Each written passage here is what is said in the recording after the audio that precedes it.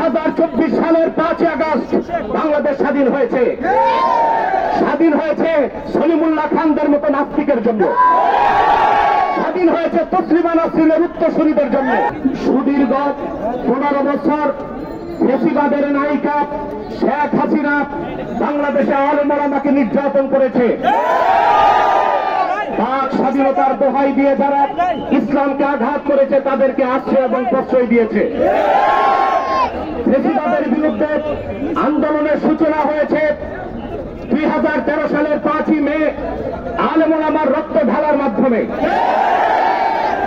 সেই হেফাজতের 13 দফা দাবির অন্যতম দাবি ছিল আল্লাহ তার আখিরি নবী মুহাম্মদ সাল্লাল্লাহু আলাইহি ওয়াসাল্লামের আরশচুম্বী সম্মান মর্যাদার বিরুদ্ধে যারা কটূক্তি করবে তাদেরকে প্রতিরোধ করতে ব্লাসফেমি আইন করার একটা দাবি ছিল। কিন্তু ভারত এবং ইসরায়েলের দালাল এই দেশের মুসলমানদের রক্তে যার হাত রঞ্জিত হয়েছে শেখ হাসিনা সেই দাবি মেনে নেয় নাই।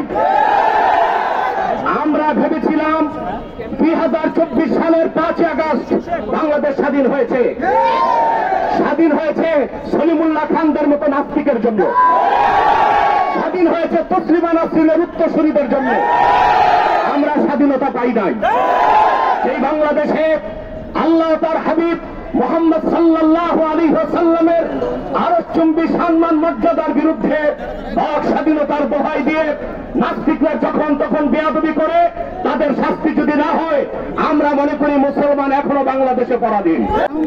ডক্টর ইউনূস সাহেবকে বলবো, আলেমরা ইসলামের বিরোধিতার কারণে নাস্তিক আর ব্লগারদের প্রশ্রয় দেওয়ার কারণে শাহরিয়ার কবির মুনতাসির মামুন ওইসব নাস্তিকদেরকে প্রশ্রয় দিয়েছিল হাসিনা ক্ষমতায় থাকতে পারে নাই।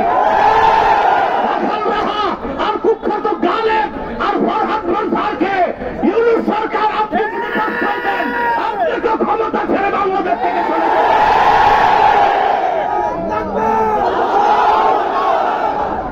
আর মিছিল নয়, এবার শরিয়া আদালতে নিজ মুরতাদের শাস্তি ফাঁসি নিজ হাতে আমরা কার্যকর করব।